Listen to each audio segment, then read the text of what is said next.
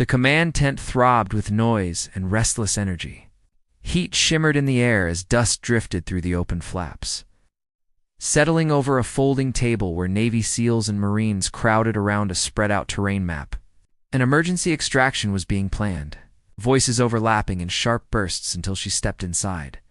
She wore a sand-colored uniform and carried herself without urgency or hesitation. A long sniper case rested easily against her shoulder. No one recognized her. She said nothing as she set the rifle down, her eyes already moving across the map, reading the ground like a language she knew by heart. The comments came fast. "Command run out of shooters?" One SEAL muttered, a second laughed. "Maybe she's here to run comes." She didn't react. She peeled back the tape wrapped around her wrist, revealing wind speed notes and distance calculations written in fine, precise ink. Her hands moved with practiced calm as she opened the bolt, checked the chamber, then closed it again. Without raising her voice, she murmured several coordinates to the radio. Operator beside her, no one paid attention to the numbers. They would later. Silence slowly replaced laughter. The mood shifted. Everyone in the tent felt it, even if they didn't understand why yet. She wasn't there to be amusing. Before we begin, make sure to subscribe to Military and Veteran Stories so you never miss these true accounts of courage. And tell us in the comments where you're watching from today. Sergeant Tessa Hayes didn't speak much. The unit learned that quickly. She spoke only when necessary, moved with intent, and carried a stillness that felt almost out of place amid the constant motion of war. 31 years old, U.S. Marine Scout Sniper, temporarily attached to SEAL Team Orion in Helmand Province. Afghanistan, no one was quite sure why she'd been sent. Some guessed it was an administrative error. Others assumed she had connections somewhere high up the chain. When she arrived, boots dusted white, rifle case slung across her back, every head turned. She nodded politely, set her gear down, and began her routine. Cleaning the bolt, inspecting the scope, adjusting the bipod until it sat just right. Her movements were smooth, deliberate, almost graceful. But the room stayed cold. The SEALs weren't welcoming to outsiders, especially not a quiet Marine sniper. That night at Chow, the jokes came easily. "Guest command wanted to make sure our sandwiches were protected," someone said. Drawing laughs. "Babysitter with a rifle," another added. "That's new." Tessa ate without lifting her eyes. She didn't respond. She listened, counted the rhythm of their laughter, finished her meal, then returned to her tent inside. She opened the small notebook she carried on every mission. Each page was filled with neat rows of data: humidity levels, ridgeline distances, sunrise and sunset times, wind shifts that could send a bullet inches off target. Every variable mattered. Precision wasn't optional. It was survival. Under the dim glow of a single bulb, she adjusted her scope again. Her reflection stared back at Hercom, unreadable. A face trained to hide doubt. Rumors followed her, as they always did. Whispers of a missed shot in Iraq. Claims she'd lost an entire team during a rescue op. No one asked her directly. It was easier to speculate than confront silence. She didn't resent it. Silence had its own power. Accuracy would speak louder than explanations ever could. Later, a young SEAL named Ortiz stopped near her workspace. "Ma'am, Sergeant?" he said awkwardly. "How long you been behind a rifle?" She didn't look up. "Long enough to know the wind lies more than people." He blinked, unsure if she was joking. She wasn't. Her call sign lockjaw fit her well. She'd earned it during sniper school for her ability to remain completely still under pressure.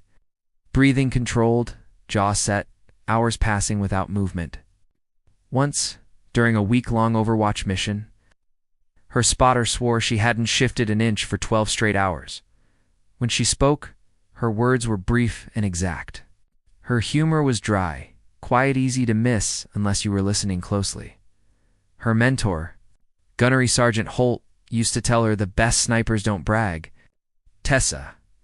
They breathe once and change history. She remembered that every time her finger touched a trigger, Holt had been more than a mentor. He'd been the voice that steadied her when everything went wrong. She remembered the desert, Years earlier, lying prone beside him as the sun burned the horizon, he'd chuckled softly.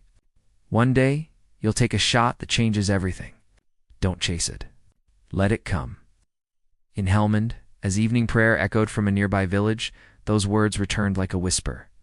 Days passed. The tension remained. During briefings, she stayed near the back, quietly marking maps and escape routes while others swapped stories. Once, she suggested a higher overwatch position to counter a likely ambush. The SEAL commander dismissed it. Appreciate it, Sergeant. We've got our own system. She nodded, said nothing. That night, she climbed the ridge anyway. From the height, she saw exactly what she'd predicted, a perfect choke point for an ambush. She logged the coordinates and never mentioned it again. It wasn't pride. It was preparation. She'd seen what unchecked arrogance cost in combat, in quieter moments. She cleaned her rifle again, slow, methodical, almost meditative. She treated it not as equipment, but as a partner.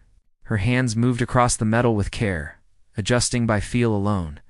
Ortiz passed by once more. You clean that thing more than you sleep. It doesn't jam on me, she replied, and I don't jam on it.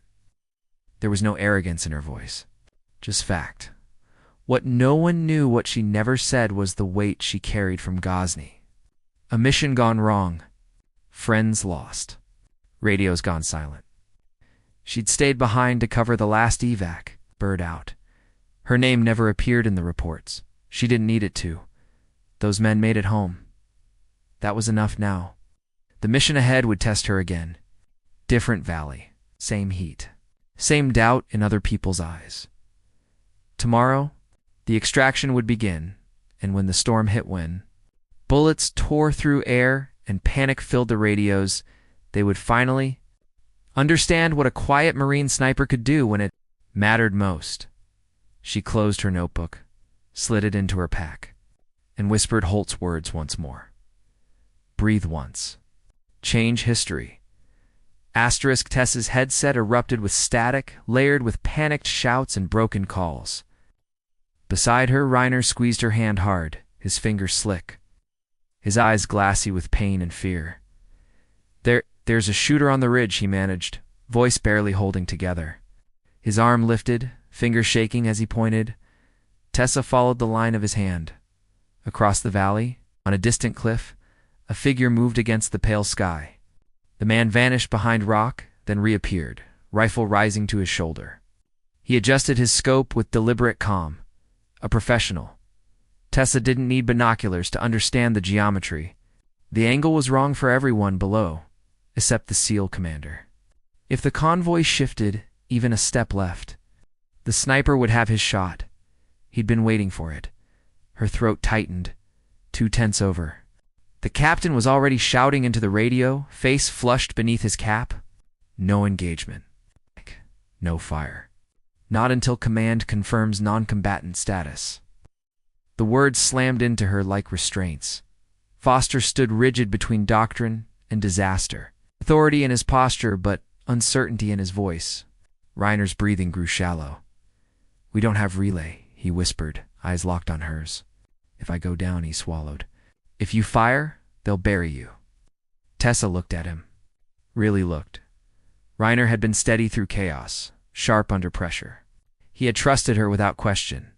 She thought of the men far below. 2,000 feet down, of bodies torn apart by mortar. Of wounded being dragged through smoke that swallowed sound and narrowed the world into something sharp and merciless, and beneath it all, Holt's voice surfaced, calm and unyielding. Breathe once. Change history. Her training screamed consequences, court-martial disgrace, a career erased in a single defiant second. The rules weren't poetic. They were iron. They existed to prevent chaos. But the men below weren't theory. They were faces she knew without seeing. A voice burst through the radio, raw with strain. We're losing people. Overwatch, if you have anything, engage? For God's static swallowed the rest. For a heartbeat, the audio dropped entirely. In that silence, the world leaned toward a decision. Asterisk Tessa crawled back into position. Reiner's grip tightened once, then slackened. She eased him down, tore open a bandage, pressed it firmly to the wound enough to slow shock, not enough to stop blood. Her mind shifted gears. Wind, 7.2 meters per second. Range, 1000 by meters. Crosswind, right to left. Temperature, humidity. Mirage. Each variable became something she could fight. She settled the bipod into the rock with careful, almost reverent precision. Fear coiled low in her gut, thin and cold. But everything else sharpened. Through the scope, the world narrowed to a single life. The enemy sniper adjusted his stance. The glint of glass. A sleeve catching light. The way he tucked his cheek into the stock, he was good. If she missed, the cost wouldn't be embarrassment. It would be bodies. Foster's voice crashed back through the radio. Stand down, Hayes. You will not engage without clearance. Chain of command. Discipline. Obedience. She could have complied. She could have watched men die with a clean record. The thought iced her veins. Then Ghazni came back to her unbeaten. A burning bridge. Orders to withdraw. Waiting too long for permission that never came, she closed her eyes for one blink, then opened them to the magnified world. Reiner's pulse fluttered under her fingers. Careers can be rebuilt, she had told him once. Dead men cannot. If I don't, she whispered. Too softly for anyone but the rifle, they die. Her finger found the trigger without ceremony. No drama, no hesitation. Just muscle memory honed by years of practice. Holt's cadence guided.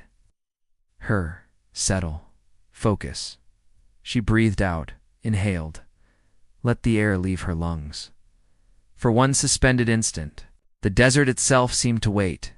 Then she squeezed. The rifle cracked sharp thin. Recoil punched her shoulder. Then time stretched. At this distance, the bullet's flight felt like a second heartbeat. Wind nudged it, air blurred it, but the math held. Drift, rotation, mirage. The sniper's head snapped sideways. He staggered, then folded, collapsing as if his strings had been cut. The cliff caught him first. His rifle slipped free and clattered down the rock face. The echo rolled through the valley like distant thunder. 10 seconds passed. Nothing moved. Then a voice broke through the chaos. Stunned and disbelieving, target down. Sniper neutralized. Another voice followed. Who the hell just saved us? Static carried whispers, confirmations.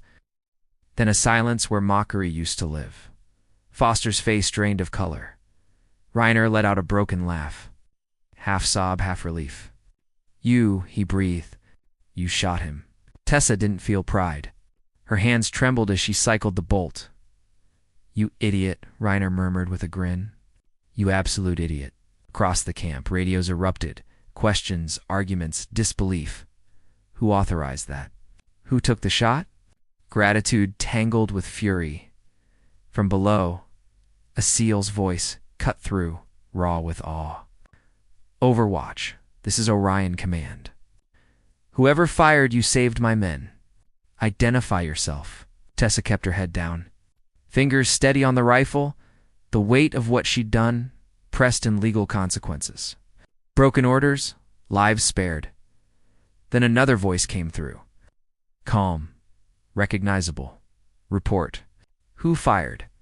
Commander Jacob Rains. The name tightened her chest. She answered simply. Lockjaw, Overwatch target neutralized. One wounded. Request medevac. Silence. Then, stand by. Hold position. No threats. No lectures, just relief edged with recognition. Whispers rippled through the ranks. Lockjaw, someone mouthed, tasting an old legend. Foster tried to speak, anger brittle now. She engaged without clearance. She saved them. The words collapsed under their own weight. Boots crunched up the ridge. Faces looked at her differently now, not with awe, but with understanding. Below, Orion Command came back steady. Lockjaw, whatever your clearance, you're standing with us. We'll settle the rest later. Tessa exhaled. Reiner squeezed her hand. A thank you without words. Later arguments would come. Paperwork. Judgments from clean rooms far from dust and blood. But that day, in that valley, 220 men were alive because a quiet Marine made one impossible shot.